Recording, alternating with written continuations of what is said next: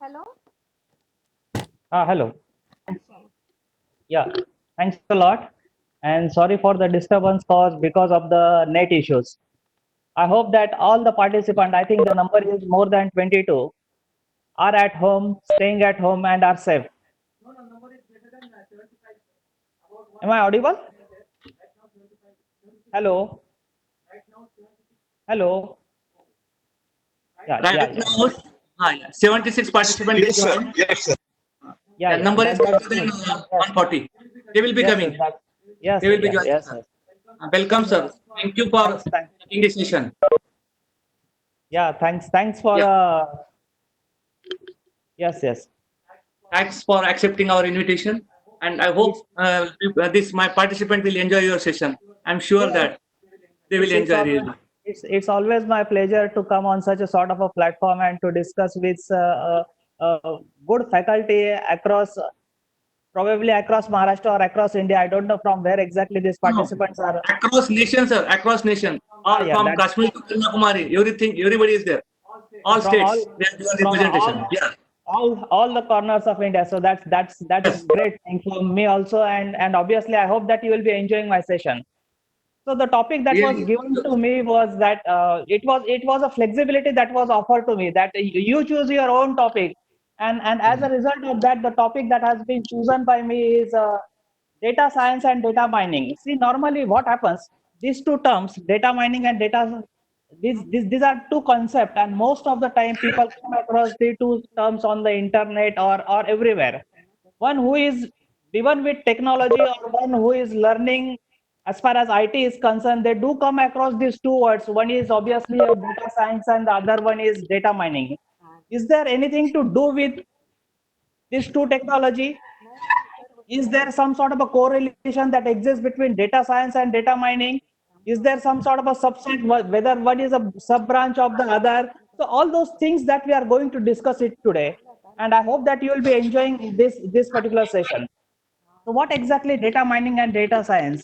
Considering that both of them deal with the data, it almost causes ambiguity to the readers that whether data science is data mining or data mining is data science, whether there is some sort of a correlation that's going to exist between data science and data mining. So what I'm trying to do is to demystify the concept behind data mining and data science.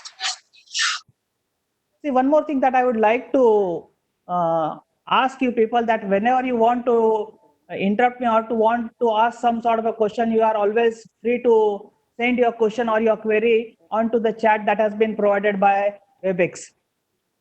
So data mining and data science are two of the most important topics in technology. Both of these fields revolve around data. So at the end of the day, both deals with data, and why they are different or they have to do something with each other. Furthermore, the knowledge required to carry out operation in this field is also different. Therefore, we'll try to understand the concept behind these two fields and analyze their key differences. Now, if you look at this particular figure that is in front of you, you'll find that it seems that data mining is a subset of a data science. So obviously, what exactly it means to be mining a data, or what exactly it means to learn something, a big concept, something in the form of a data science. So obviously, data mining has to be or is a subset of data science. So normally we know that as far as mining is concerned, mining in its casual terms refers to an extraction of valuable minerals. From the earth crust, normally we try to extract the minerals. Exactly in a similar fashion, in the 21st century, data has become the most expensive mineral. And from the type of crust or the type of warehouse that has been provided to us in the form of an internet or wherever data is going to reside from that particular huge amount of data, from the enormous amount of data, we are trying to extract whatever is required to us, and based on the extraction that will get carried out, we are going to take some sort of a decision, and that is where data mining is going to come into picture. To extract usable data from a given set of raw data, normally we are using something in the form of a data mining. Through data mining, we extract useful information in a given data set to extract patterns and identify relationships. See, at the end of the day, see, now for example, if I read out some sort of a number, for example, if I say something in the form of a 912140, 251684. Now it seems to be something in the form of an 11 or 12 digit number. But normally, if you just look at this particular digit, you will say that it's a numeric, and obviously it's something in the form of a decimal sorts of digits that has been used in this particular number. So unless and until I'm not going to interpret the digits that has been used in this particular 11 digit number, it doesn't make any sort of a sense to call or to use this particular number in any database or into any data type or into any data set. So at the end of the day, what is important from the point of view of a mining and even from the point of view of a data science will be how exactly we are going to carry out the interpretation of each and every digit that is going to come into this particular 11 digit or something like that. Now the number that was spoken by me was something in the form of a 912140251684. Now if you look at this particular digit, you will find that if you try to interpret it, obviously everyone might be having their own interpretation, that this might be something in the form of a, let us suppose the WebEx number, or something in the form of a mobile number, or something in the form of a landline number. So obviously the interpretation is very much important, and from the interpretation we will have to decide what exactly this particular data is. And that is where your data will get finally converted into what we normally call it as an information.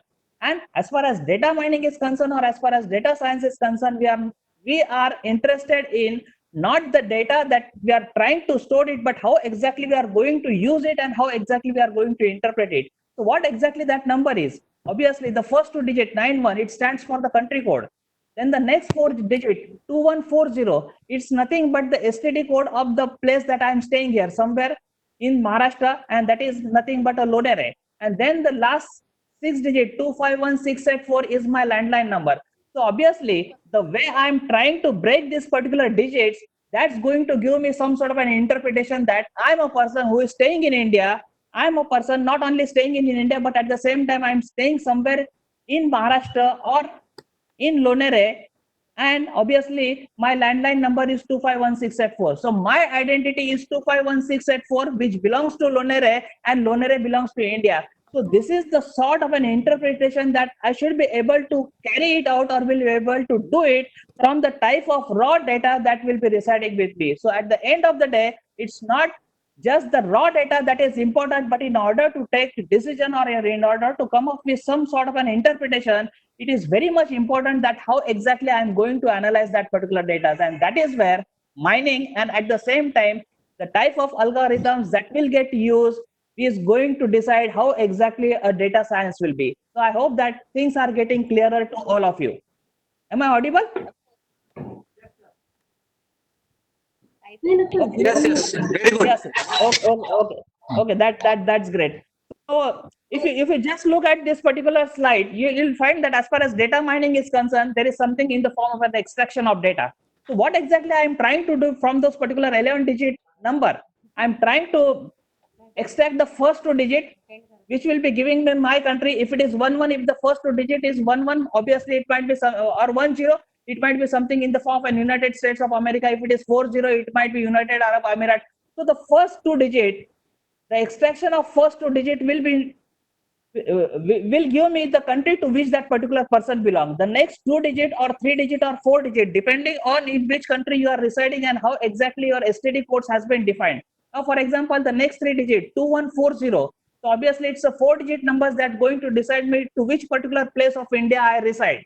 So based on that particular STD code, I do come to know where exactly I reside. So this is where the extraction is important. So from the strings that has been given to you, how exactly I will be able to carry out the bifurcation of that particular raw data, and once that particular bifurcation has been carried out, how exactly I'm going to interpret it. So that is a very important thing as far as data mining is concerned, extraction of data. Then the next one, discovering hidden pattern. Now, whether this particular data is going to give me some sort of a pattern. So it's see normally in order to find out pattern, it's not a single raw data that will be useful for me. I need a bulk of data, and from that particular bulk of data, I should be able to find out some sort of a pattern. I'll give a very simple example. A simple example now. For example, if I now for example, so obviously it's a lockdown period, and people might have watched n number of movies. Now the type of movies, let us suppose if I watch in the last 40 or 41 days is, let us suppose Gita or Sita, Ram or Sham, Do Kaliya, Dawn. So what exactly the type of pattern that is there in this particular movie? Is anyone will be able to give the answers to me? Double role. So there is some sort of a fixed sort of a pattern that is existing there, and that particular pattern is obviously the twins who are playing the role in that particular pattern. Obviously, someone has given me the answer that these movies are from 90s. So this cannot be a pattern. So not necessary these movies are from 90s. Sita or Gita was much more earlier, or for example, the Dawn was were much more earlier. There are two Dawns. Then one was of Amitabh Bachchan, the second one is of Shah Rukh. Then you are having something in the form of Sita or Gita was from 70s. So it's not only of 90s. These movies are from 70s, 80s, 90s. But one thing that is common in each one of these particular movies is that there is a hero or a heroine is playing a dual role, something in the form of a twins. So that's what the pattern that you should be able to extract. So that is what a hidden pattern is. So discovering hidden pattern, and in order to find out such a sort of a pattern, what is important is that you should have an enough data, and from that particular enough data, once the extraction has been carried out, you should be able to know what the sort of a pattern that reside with that particular data. So that's important. It's not only the raw data. Once the data is raw, you are trying to convert it into an information, and once the information is there, you are trying to extract whatever is needed to you, and the extraction has been carried out, then you are trying to find out what exactly the pattern that reside in you, and these are the pattern that will be helping you in order to predict something, and that is where your developing predictive model comes into picture. So based on that particular Sita or Gita or Ram or Shan or Do Kolia or something in the form of a Dawn, the predictive model will be any such sort of a film will be having a hero or a heroine who will be carrying out a dual role, or will be something in the form of a twin. So that's the predictive model. Now, what it means is that if I want to go with some sort of a new movie in which I will be having a single person performing a dual role in the form of a twins, so that becomes a predictive model for me. So I'll be able to predict it from the name itself that this is the movie that might be having something in the form of a person or a hero or a heroine who will be performing a dual role or something in the form of a twin. Now, as far as data science is concerned, it's going to play a bigger role as compared to data mining, where you will be having something in the form of a qualitative analysis. And I hope that most of you in the last 4 days have gone through all these particular features or aspect as far as data science is concerned. It's a multidisciplinary.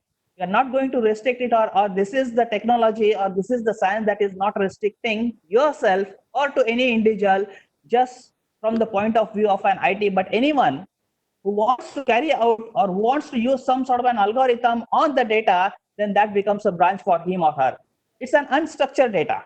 See, normally when we use something in the form of a database management system, in the form of an Oracle or DB2 or something like that, you are trying to store the data in a structured fashion. Based on the metadata that has been defined, or based on the tuple, the way the record has been defined, accordingly, you are trying to store the information which correlate with the type of metadata that has been defined. But that is not the case as far as data science is concerned. It might be using something in the form of structured data. It might be using something in the form of unstructured data. Now, the type of information that is available across net or across internet or across internet is in the form of an HTML.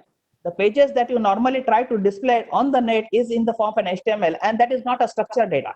It's an unstructured data, and from that particular unstructured data, what is important that how exactly I'm going to carry out the qualitative analysis, how exactly I'm going to extract the data, whether some sort of a hidden pattern that exists within that particular unstructured data, and if some sort of a hidden pattern that is going to exist within that particular extracted data, then whether I'm able to come up with some sort of a predictive model or not. So that is very much important from the point of view of an unstructured data, and that is where your algorithms are going to come into picture, and that is where whatever you have learned it in the last 3 or 4 days, something in the form of a discrete mathematics, something in the form of a something in the form of the various sorts of an algorithm that you are machine learning, artificial intelligence. So these are the fields, these are the technologies that will help you in order to come up with some sort of an algorithm that you will be able to apply it onto the unstructured data or the extraction of an unstructured data, and that will help you in order to know that what the sort of a predictive model that you are going to commit out, and that will help you in order to come up with some sort of a finished product or come up with some sort of a data product.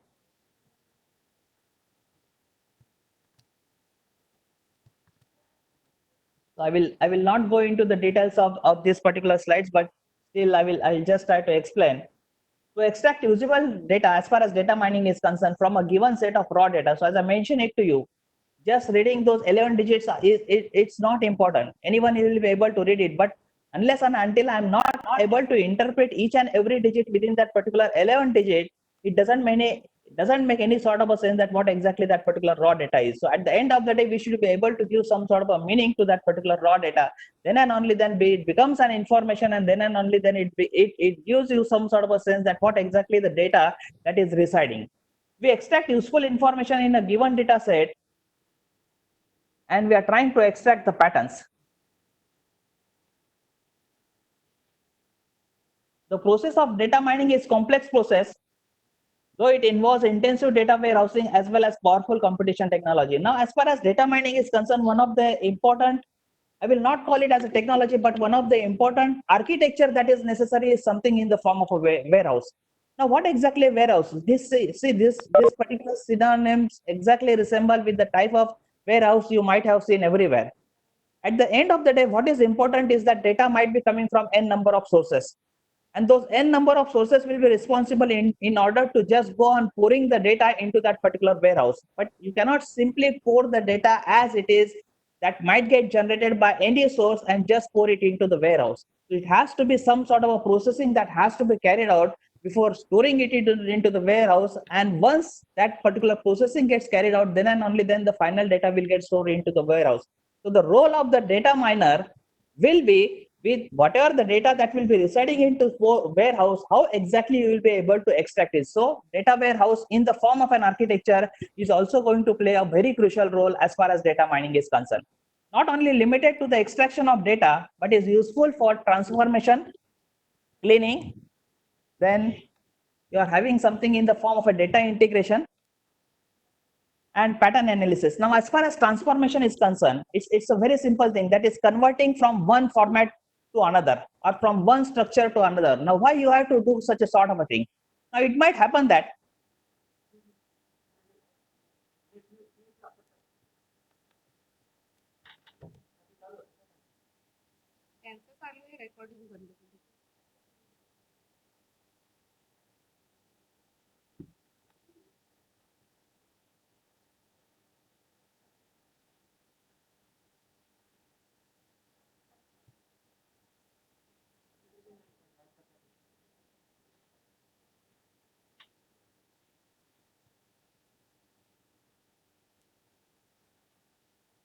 information for the same person in a different fashion.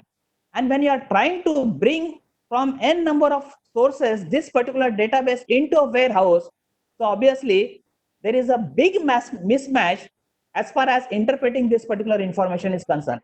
So that is where transformation is necessary. And as I mentioned it to you, it's nothing but converting from one format or from one structure to another.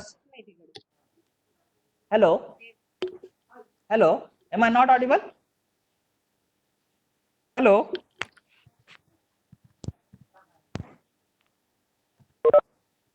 Hello?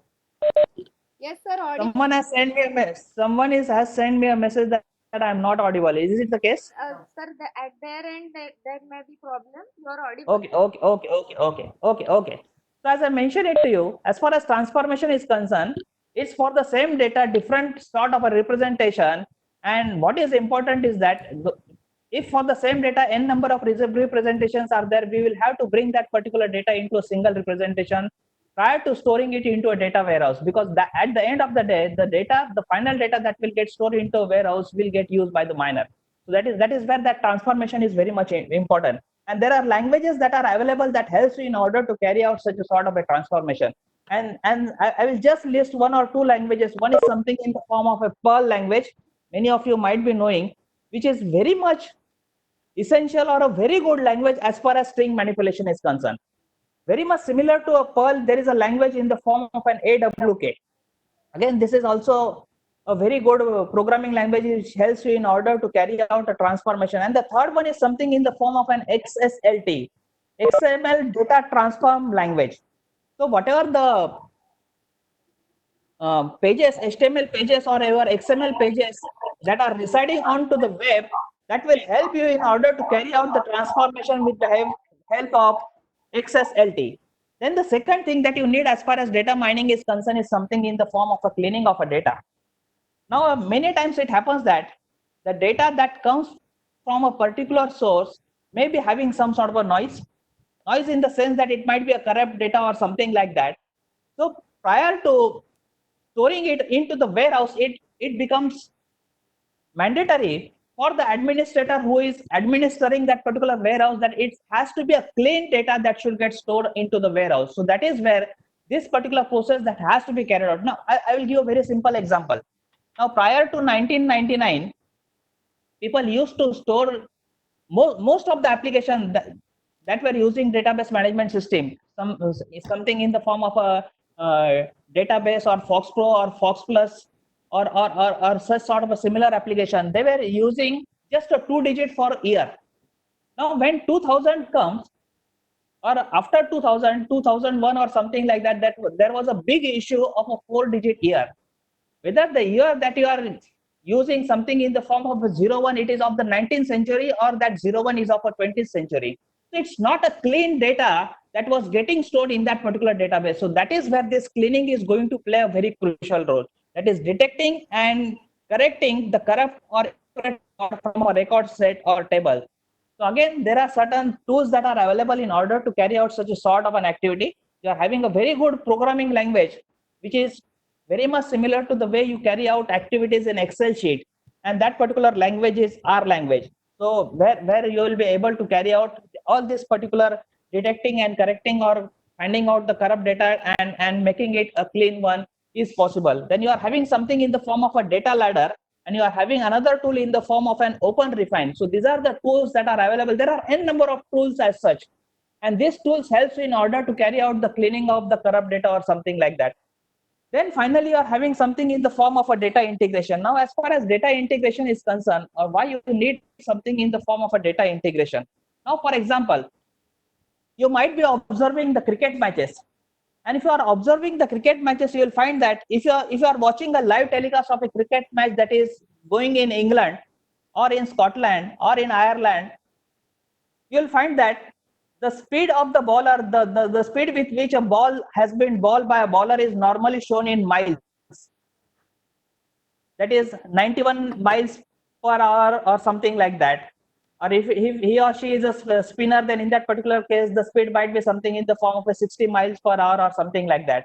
But when the cricket match is getting played in the Asian subcontinent, somewhere in India or Bangladesh or in Sri Lanka or in Pakistan, then obviously the speed of that particular bowler will get displayed on your TV screen, something in the kilometer per hour. So with different countries, the representation is different. So you might be knowing that the miles representation is from the English literature or from the English speaking countries. Whereas we in India or in this particular Asian subcontinent, we normally use kilometers. So it might happen that in the European continent, they might be storing or giving a representation in the miles, but for the same miles we are using, and these two entities are 1 mile is not equal to 1 kilometer. So obviously the conversion has to be there. And that is where your data integration is going to play a crucial role. It might happen that, say, I will give another example. Now, for example, if I'm creating some sort of a database or some sort of a table, and one of my attribute is something in the form of a gender. Now, in what particular fashion I want to represent that particular gender? In one table, I might be representing something in the form of an M or F. M stands for male, F stands for female. In another table, I might be representing it something in the form of a 0-1, that is binary. Again, 0 for female, 1 for male. As such, you might be knowing that with COVID-19, the entire world has been divided into binaries. it's a suspicious world now. Everyone is looking at the other person that he or she is a COVID-19 patient or not. So these are the various representation for the same thing. So as I mentioned, M and F for male and female, 1 and 0 for male and female, X and Y for male and female. Or I might be having something in the form of a complete word in the form of a male and female. So these are the 4 representation I might be having. So with 4 different tables, when I'm going to integrate or I'm going to load it into a warehouse, I should not have 4 different representation. Instead of that, one integration has to be there, and I should come up with some sort of a conclusion that it might be something in the form of a 0 1 or 1 0 or something in the form of a male female. So there has to be only one representation. As far as by MF 10XY or something in the form of a male female is concerned, these are operational, and when I finally stored it into a data warehouse, that becomes my actual data that will get resided there.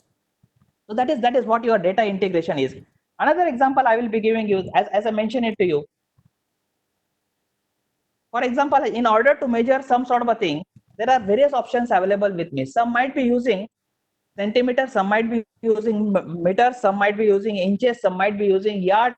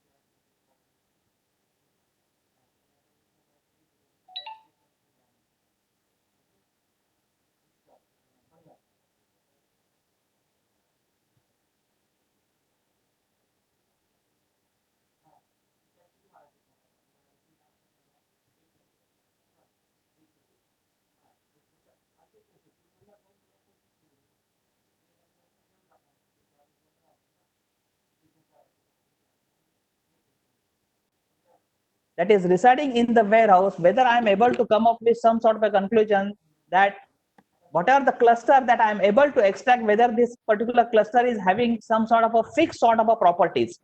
So that is where my pattern analysis will come into picture. And normally, and that is one of the reasons that data mining is also called as a knowledge discovery.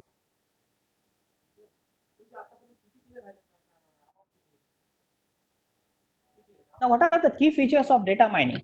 So obviously,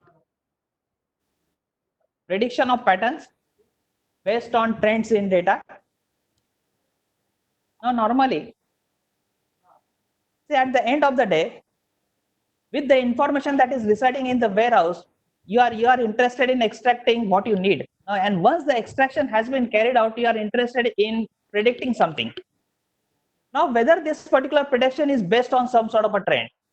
Now, I will just try to give an example of share bazaar. See, normally what happens in share bazaar, this is what the experience that I am having as far as share bazaar is concerned.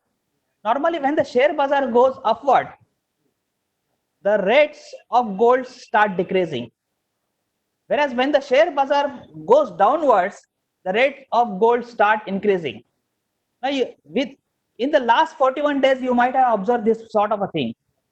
Now, in India Sensex, it was prior to the start of lockdown, it was around 42,000.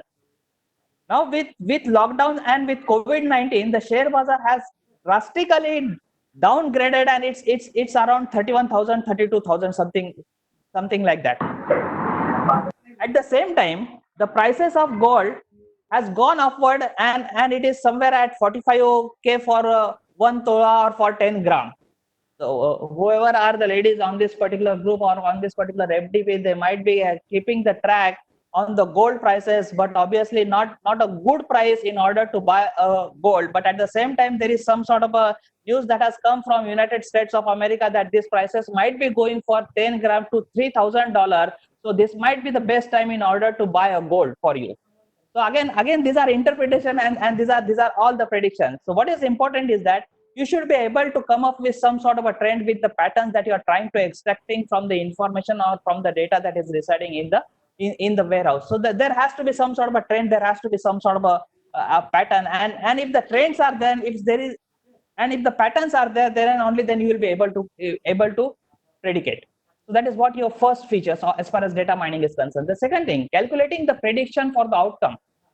So whatever the extraction that has been carried out from this particular extraction, whether I'm able to predict, and if I'm able to predict, then whether that particular prediction is having some sort of a calculation, or it just sort of a prediction, just looking at the data I'm trying to predict. Now, as far as Sensex was concerned, it was some sort of an experience. So it was not in the form of a calculated prediction that I have done, but obviously with the type of extraction that has been carried out, with the type of prediction you will be performing, whether that particular prediction is going to have some sort of a science behind it, and that is where your data science is going to come into picture. Whether I can apply some sort of an algorithm, and based on that particular algorithm I will be able to predict in order to come up with some sort of a data product or something like that. That is where data science will be much more important from the point of view of the prediction and calculation. Then the third one is something in the form of a creating information in response to the analysis. So you see, at the end of the day, the managerial level people are not interested in what exactly that is residing in the warehouse. The miner will be responsible in order to extract data, and based on that particular extraction, you are interested in predicting something. They're interested in coming up with some sort of a patterns, and these are the patterns that are put in front of the managerial level people. And once they realize that this is what the historical pattern that is getting developed for the last 1 year, for the last 2 years, for the last 3 years, then based on this particular pattern, they will be able to predict the future. So that is where whether this pattern is going to create some sort of an information for me, and whether that particular information will be helpful in order to perform further analysis or further prediction or something like that. And then finally, I'm having something in the form of a focusing on greater databases, something in the form of an Hadoop or something like that.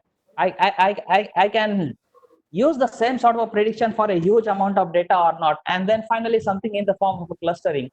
Obviously, I hope that some sort of a session that has happened on visualization of data, and you are already familiar with something in the form of a how exactly the clustering of visual data can be carried out.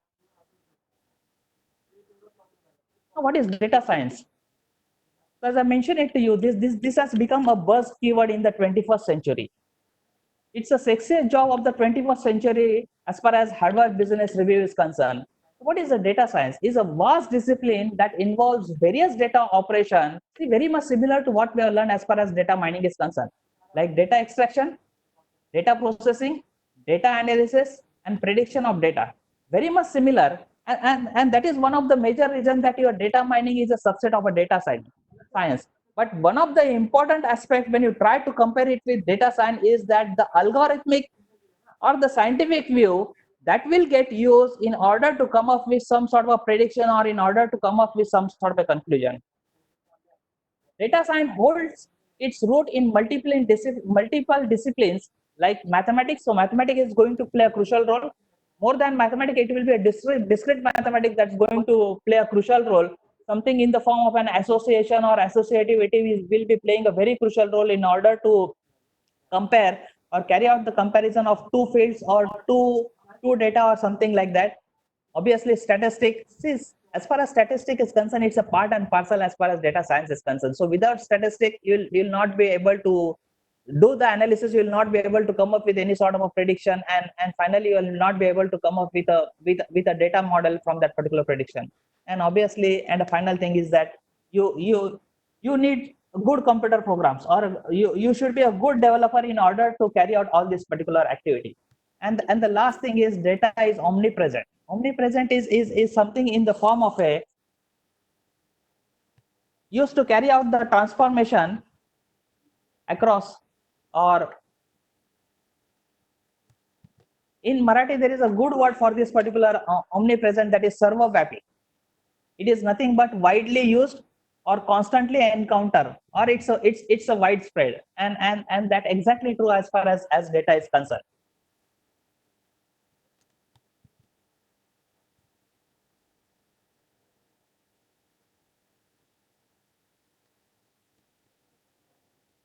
I will just go through one or two of these real life use cases that has been depicted in this particular figure. The first one is what sells most ice cream. The second one is learning to speak. The third one is recognizing defects. And the fourth one is using suggestion to make better decisions. So this will give you some sort of an idea about what exactly a data science is. Now, as far as what sell most ice cream, it's a very simple example. Now, for example, I will show you some sort of a data here.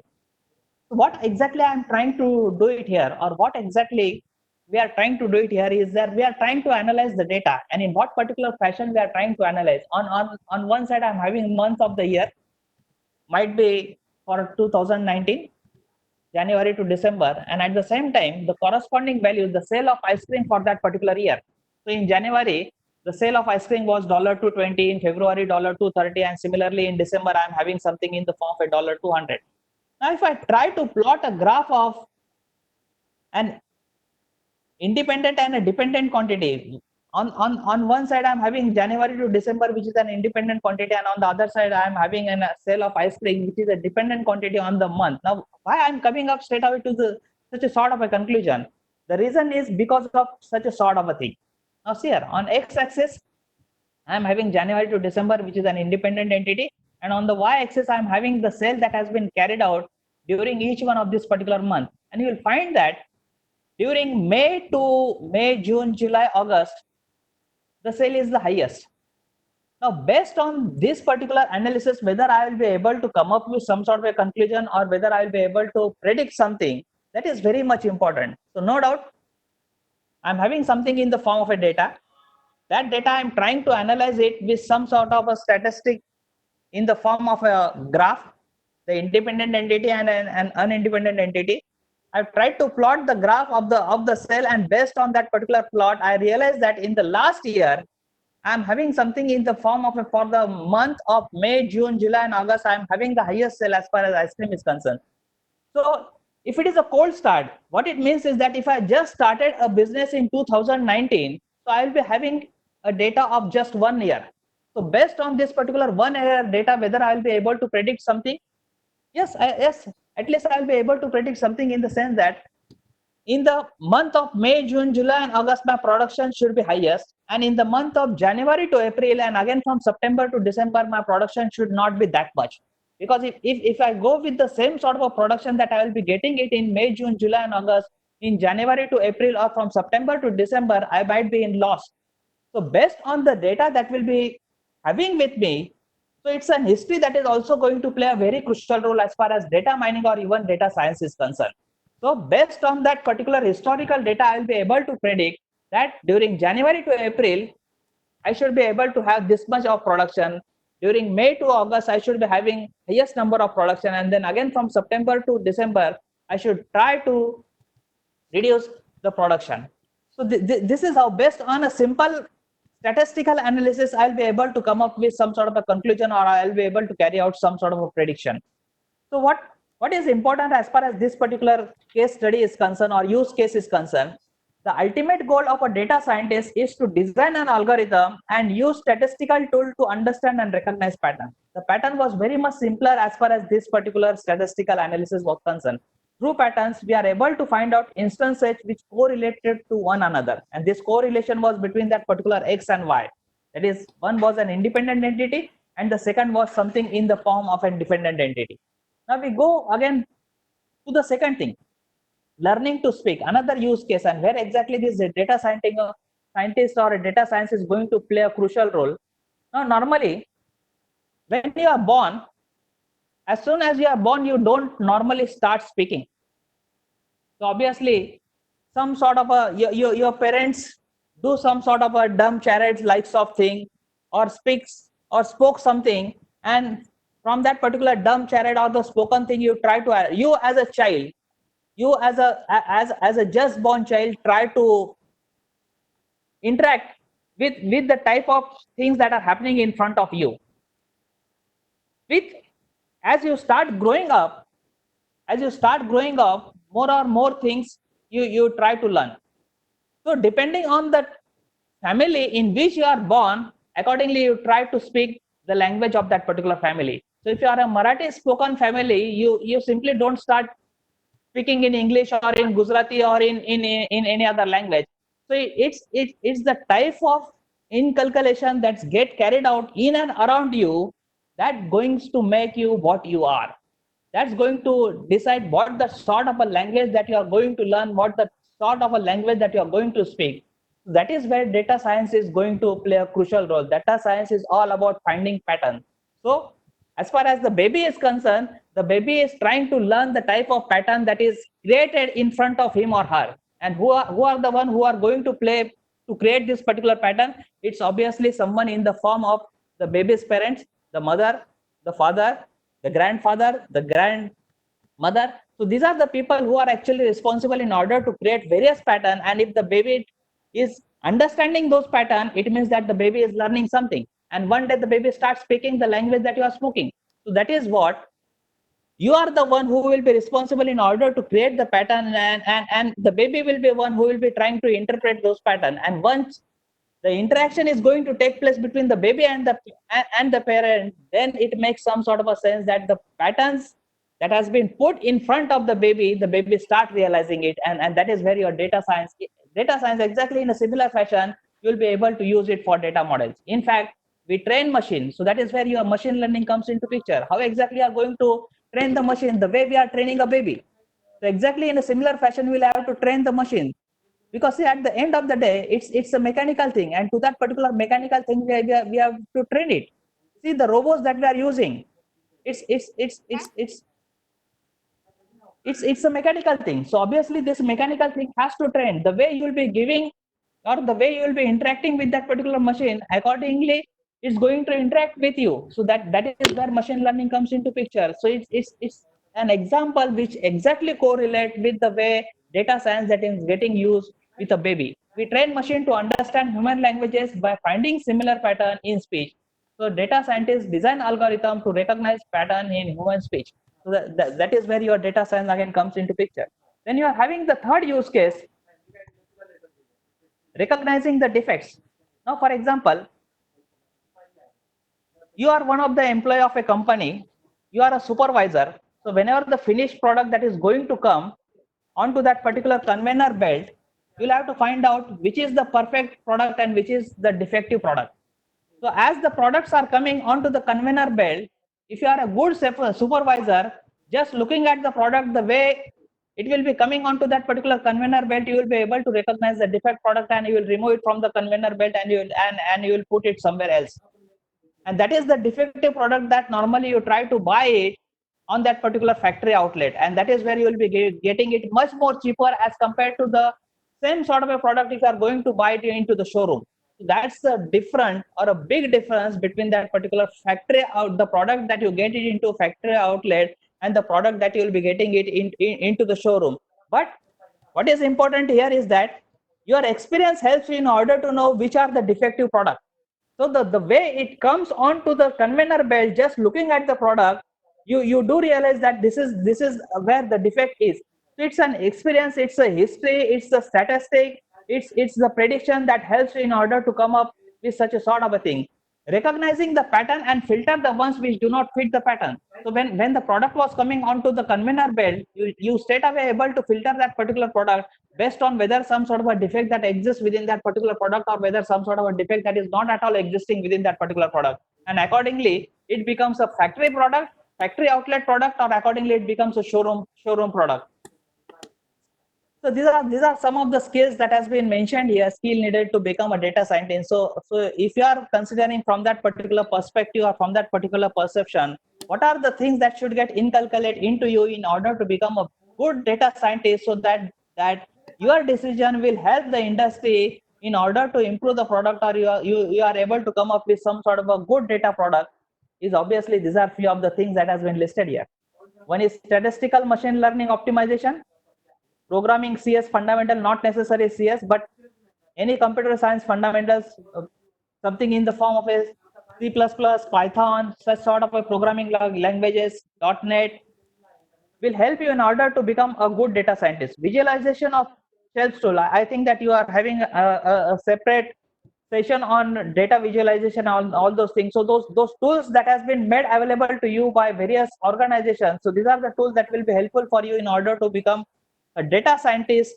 But you should be good enough in order to use these particular tools. Then the business and domain knowledge. See, you might be a good data scientist, but if you are not aware of the domain knowledge, then things might go wrong with you. So in whatever domain you are working, you should be having a thorough knowledge of that particular domain. Now, in my introduction, the coordinator, Ingrid madam, has given my details regarding me, that I was controller of examination for more than 5 years, associate controller of examination for more than 5 years, then again additional controller of examination for 11 years. But if I'm not having the domain knowledge of what examination is, it doesn't make any sort of a sense to have it onto that particular post. So I might be having the other qualities, but if the domain knowledge is not there, then I'm a useless person working there. So what is important is that along with the other features that has been listed here, you should have a good domain knowledge or a good business knowledge. Then obviously big data or cloud computing, and finally communication storytelling. You should be able to depict in the form of a story what exactly you are trying to predict or what exactly you are trying to analyze. So that is where, and that's the reason there are a lot of jobs even for story writer or storyteller are now there in the IT industry. So these are the features that has to be there in order to become a good data scientist, or these are what the skill set that has to be there. So this makes what. So these are the few of the use cases that has been listed here, and I think one more is there. Using suggestions to make better decision. Now what suggestions? We uses the concept of giving recommendation in e-commerce website to help you to navigate through similar product that you had purchased in the past. Now, see, normally what happens when you go onto an Amazon website or a Flipkart,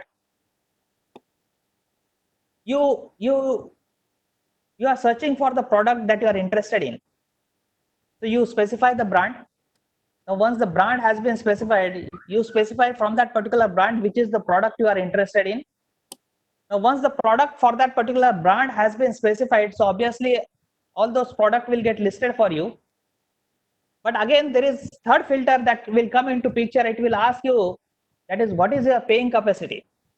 From the minimum to what sort of a maximum price you will be able to buy a particular product. For example, if it is an Apple phone, and if I'm giving the price range from 0 to 10,000 rupees, so obviously I will not be getting a single filter, a single product that will get filter. If I give my range from 0 to 50,000, then obviously I will be getting certain Apple phones which are outdated one. For example, Apple 4 or Apple 5 or Apple 6.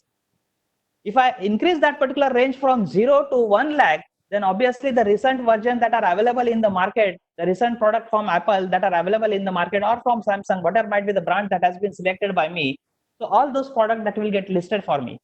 So what is important is that the sort of a recommendation that I'm using on this particular e-commerce website.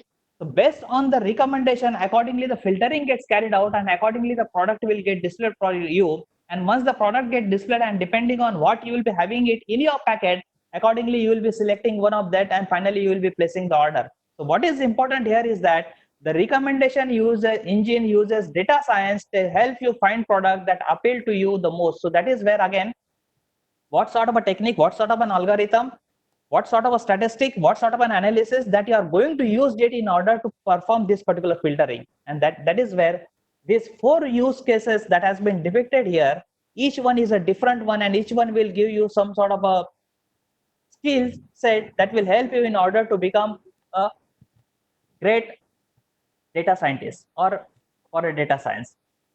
Now, as far as I'm trying to always correlate this data mining and data science. As far as data mining is concerned, see, now these are some of the steps that are involved. So obviously, anything that you want to extract, it has to be from the databases. It has to be somewhere from the data warehouse, the architecture that is normally used. So the first thing will be obviously data cleaning. Already I have mentioned it to you, what is data cleaning, what is data integration. Then comes the data transformation, that is one structure to another structure, one format to another format. And once the integration, the cleaning, the transformation has been carried out, that is where your data mining will come into picture. And once the data that has been extracted from the warehouse, now based on that particular extraction, you will be performing something in the form of an analysis. Whether I'll be able to come up with some sort of a patterns from the extracted data, whether it's the same sort of a pattern that has been generated across same sort of a data. And if it is generating something for me, whether this particular pattern will be useful for me in order to predict some sort of a model. And see, it's something in the form of a spiral sort of a model that is getting useful. You go from here to here, from here to here, from here to here at the same time. It's a spiral. So your back history is also going to play a crucial role. And once the model has been developed, that becomes the knowledge for you, because that's the knowledge that helps you in order to predict your future thing. That is what the simple step-by-step ladder that is normally used as far as data mining is concerned.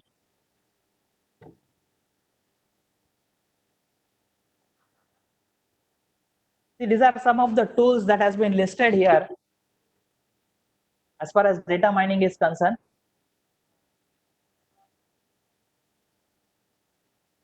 You are having something in the form of a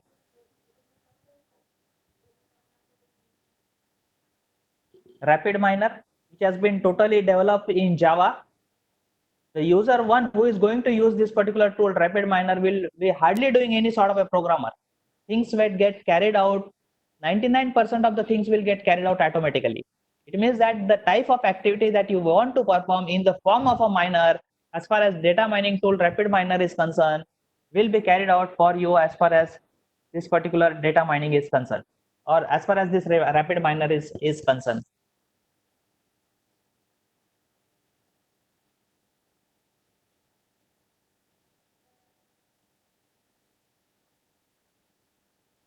Now, as far as Weka is concerned, this is an open source data mining suite, and normally used for data pre-processing.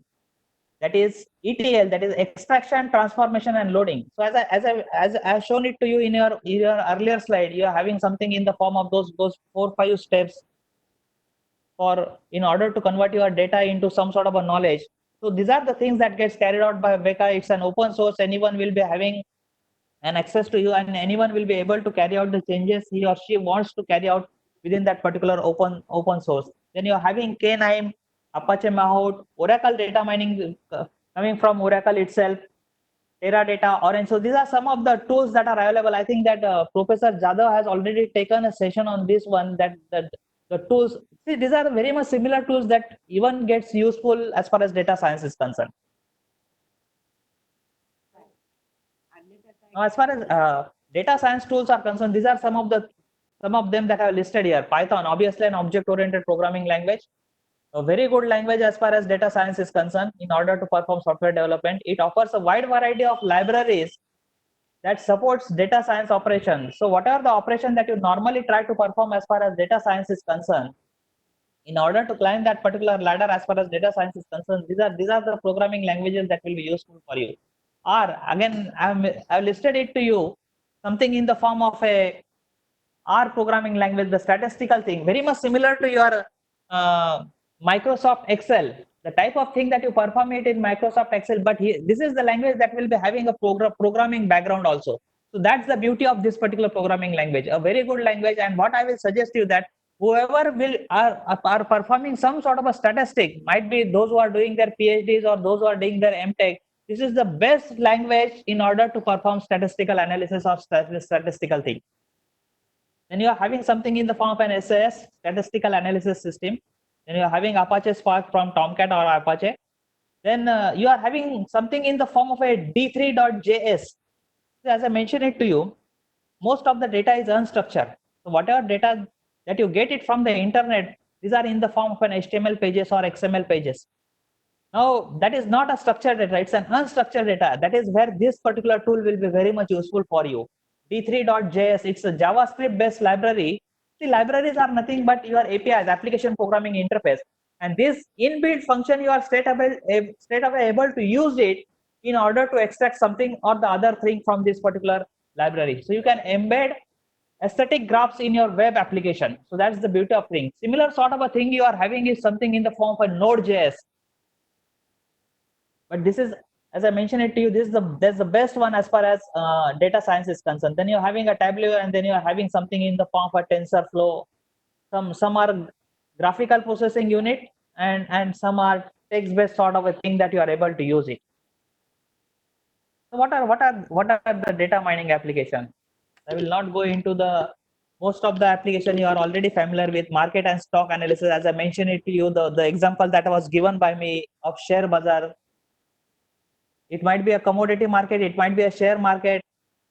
So whether with the past history, whether I will be able to predict something from a particular share. So prior to buying a particular share, I should be able to know what the history of the share, when it has climbed, when it has gone down. So whether such a sort of a stock analysis, I will be able to do it with the type of, see, as far as the share value of a particular commodity is concerned, every second the value goes on changing. So it's starting from its inception when that particular product has been launched onto the share bazaar. The number of trigger that might have been caused for that particular value is exponential, and it's simply impossible to cope up with the data that is available for that particular share. And that is where whether such a sort of a market analysis I will be able to do it, no doubt stock wise, no doubt commodity wise, and the market as a whole. It might be a Bombay Stock Exchange, it might be a national stock exchange, it might be something in the form of a Nasdaq of United States of America. So at the end of the day, whether such a sort of an analysis is possible or not, and that you will be able to perform it with data mining application. Fraud detection or something in the form of S is normally useful for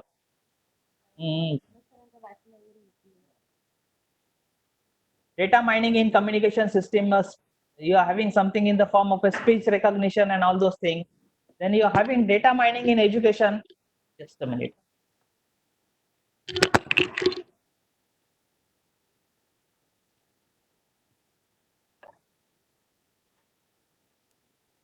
Hello. Yeah, good. Then I'm having something in the form for data mining for information retrieval. Now this is one of the important application. Now what do you mean by information retrieval? Now for example, you use certain social networking sites. For example, there might be something in the form of Facebook, something in the form of a Twitter.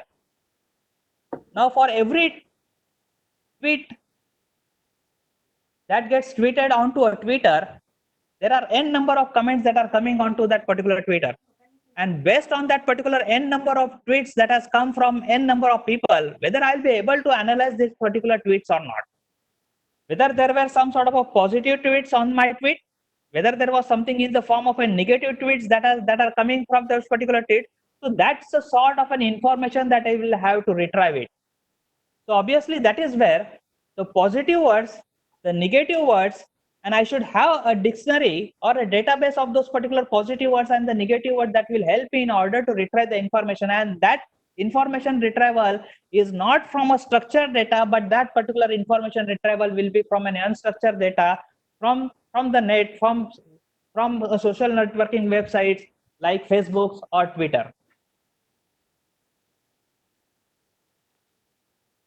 These are few of the data science applications that has been listed. You'll find application in every field. E-commerce, as I mentioned it to you, Flipkart is an example, Amazon is an example. That the way you filtered your product and the recommendation that you will be giving it to that particular product, everywhere you'll find such a sort of a thing. Then in manufacturing, finding out defects, predicting potential problem, monitoring system, automating manufacturing unit, maintenance scheduling, anomaly detection. Then you're having the application in banking, fraud detection, credit risk modeling, customer lifetime value. Customer lifetime value is nothing but the sort of a history a customer is having with that particular bank. What sort of a credit a particular person is having with that particular bank. With the sort of a loan that has been taken by the person, in what particular fashion the loan has been repaid, And based on that, not only that one, but the type of history with the type of transaction that has been performed by a particular person with that particular bank, accordingly, a credit rating is given to a person. See, normally in United States of America, this credit rating are playing a very crucial role. So prior to sanctioning a loan, your credit rating has to pass some sort of a threshold value. And even now in India, the banking system have started using such a sort of a thing. And there are a lot of applications that will give you your own credit rating, provided you provide your PAN number, and based on the PAN number that has been provided by you, your credit rating will come. That will be out of 1000, and if you are above 750 or 800, then normally the bank will be giving you a loan. So knowing your customer lifetime value, so what the sort of a value you will be having, so that is where your data science application are going to play a crucial role. Then in healthcare, nowadays, in as far as COVID-19 or coronavirus is concerned, data science is going to play a very crucial role. So you can just imagine now, as far as COVID-19 is concerned, there are around, till yesterday, were around more than 34 lakhs cases. In America itself, more than 11 lakh cases. So 33 lakh cases, it means a data of 33 lakh persons.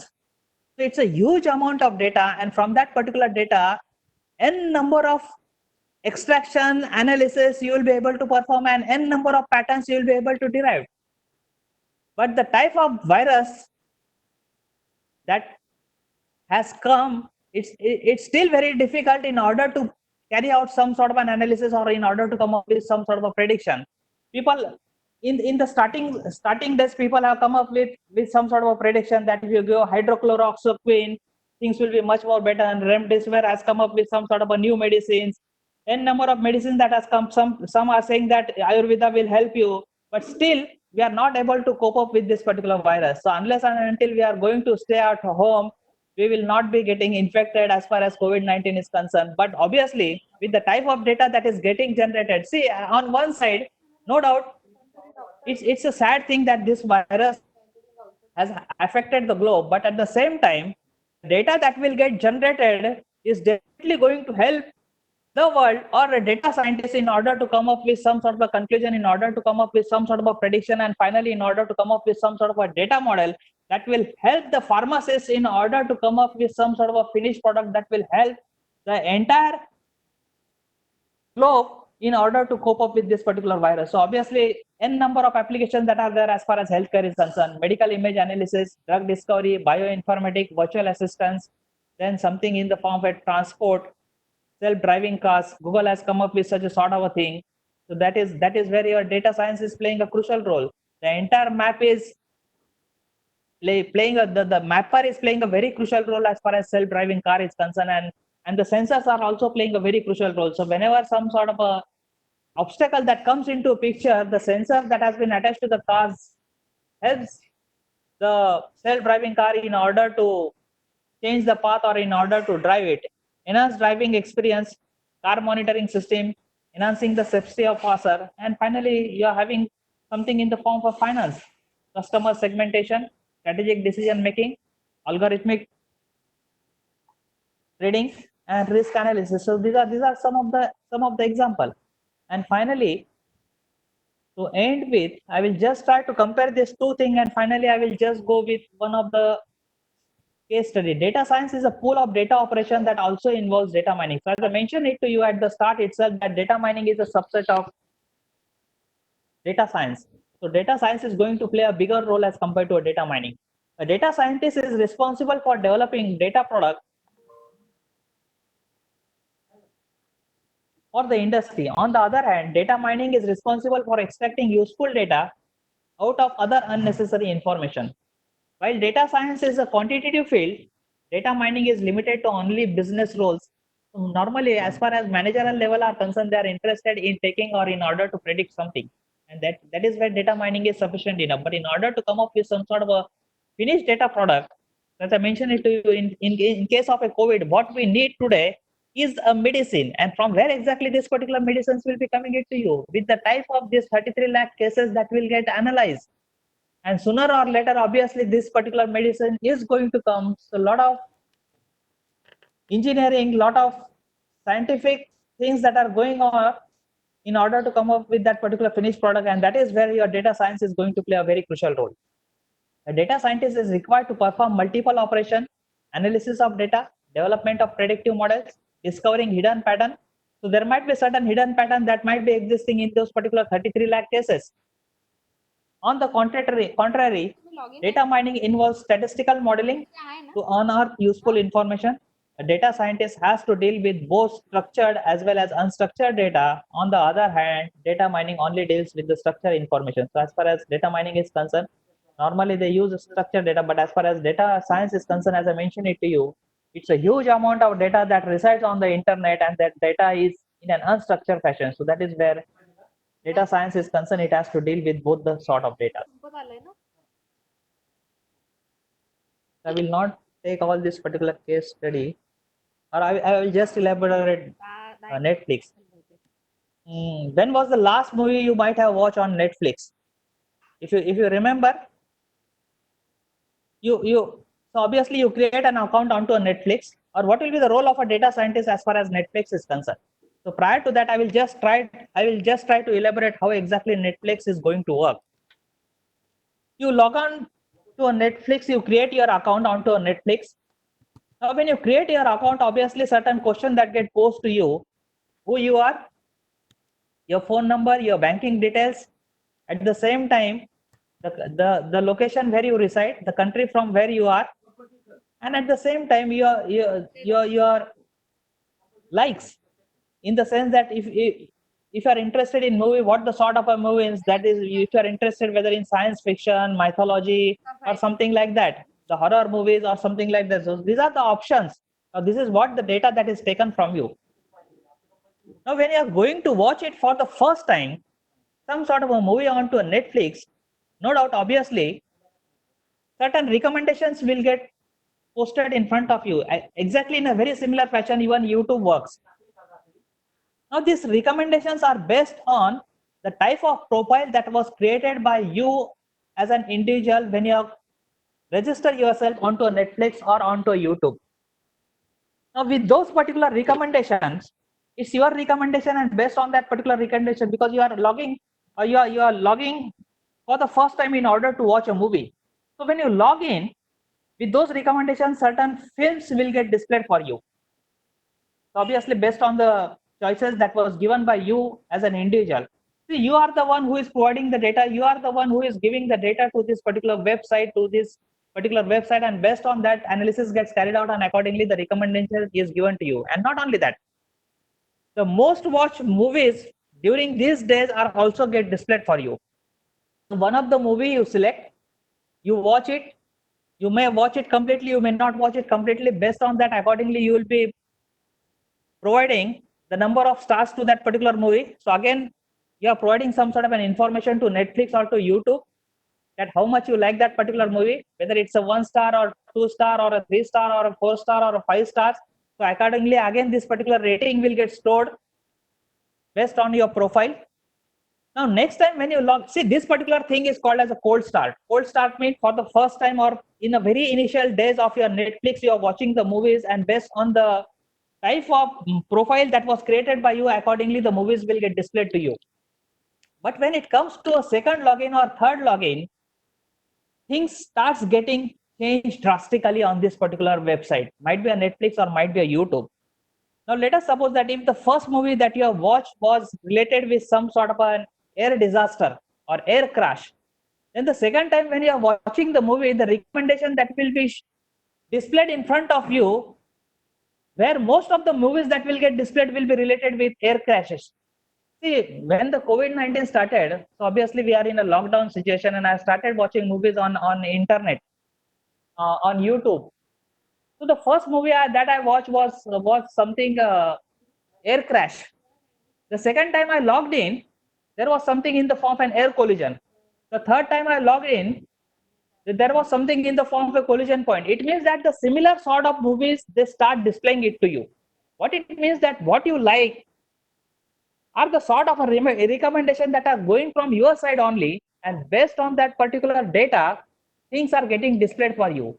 So that is where the role of the data scientist will be to understand the user behavior, the way you behave when you log on to this particular website, through the impact of quality of experience. So you're no doubt it's an history that is important. What the sort of a movies that you have watched, what is the current scenario? So in a COVID-19, what you might like. Now, when all those air disaster movies were enough for me, what they recommended me was something that was related to tsunami. Then what they recommended me was that was very much similar to tsunami in the form of flood. It means that similar sorts of a recommendation that starts coming to me.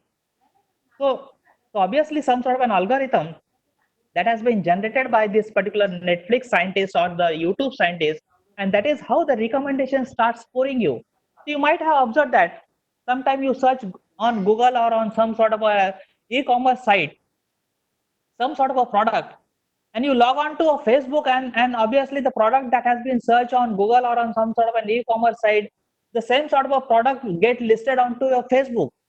So there is some sort of a tie-up with this particular uh, the the the social networking side and this particular e-commerce side, and you start thinking that how exactly the product that has searched it onto some other different site, how exactly the details of this particular product that are coming onto the Facebook.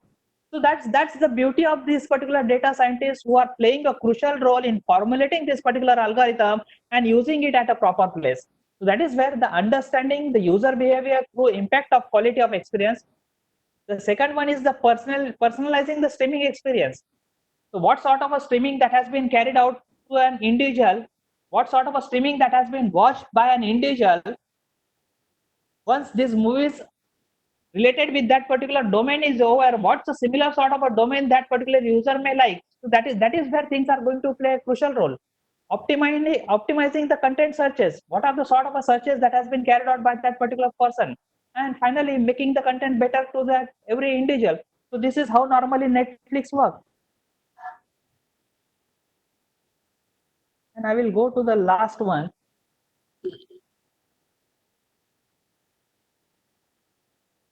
That is of Facebook.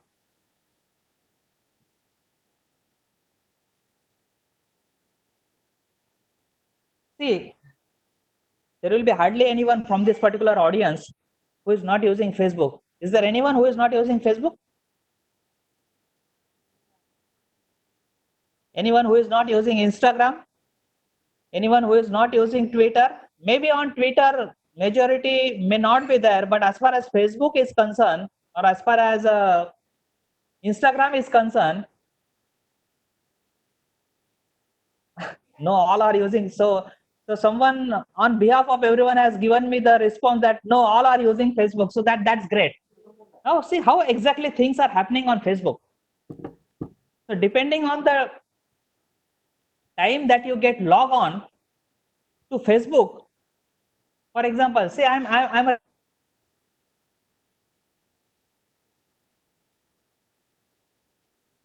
for at least 60 minutes for an hour or maybe sometime much more than that.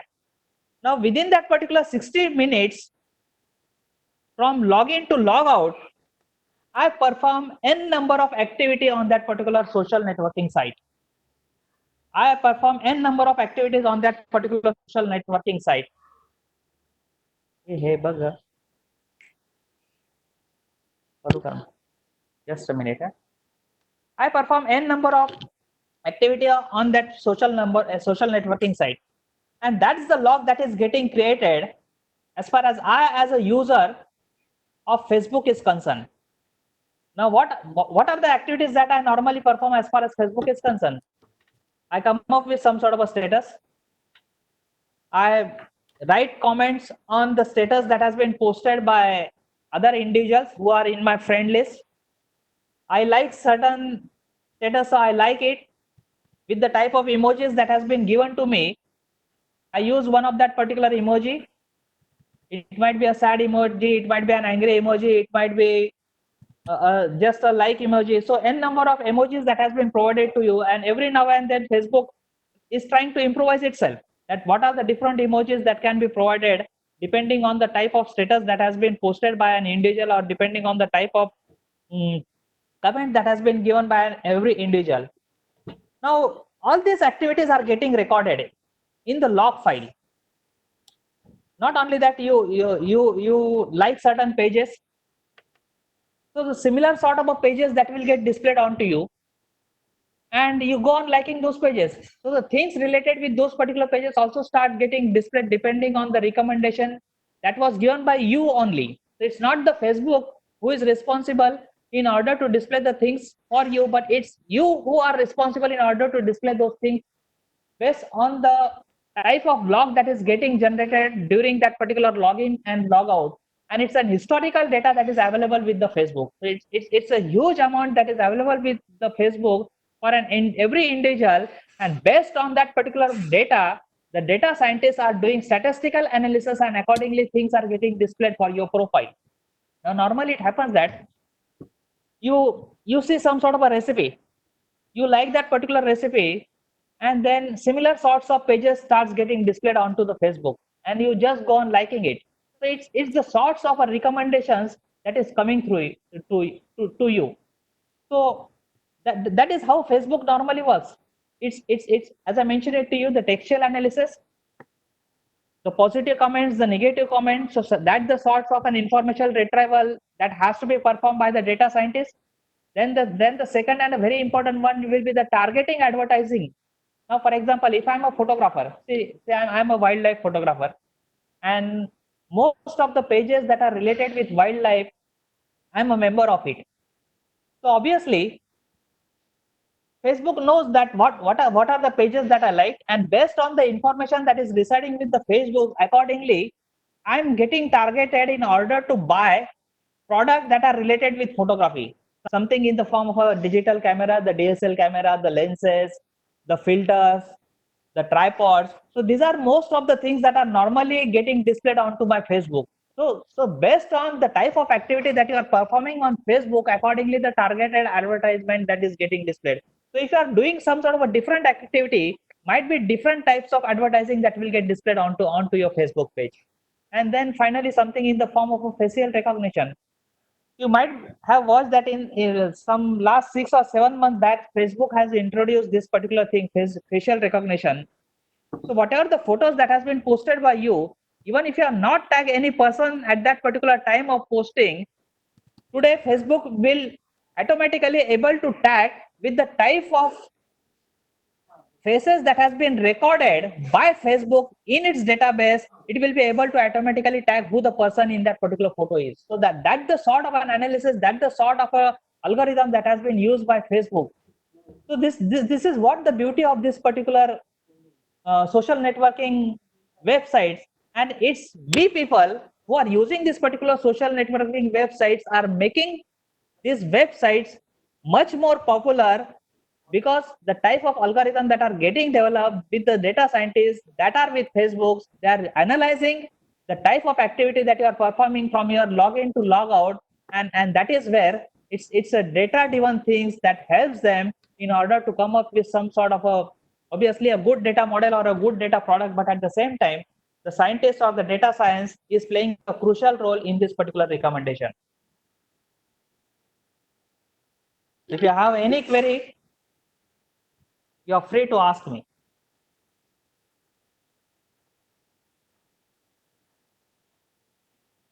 I have tried my best in order to explain it to you in a very simpler manner, what exactly these two technologies are. That's what from my end is. Yes, to the coordinator and to Dr. Nalbalwar sir. Participants may write their queries in the chat box or unmute the audio and ask the queries directly.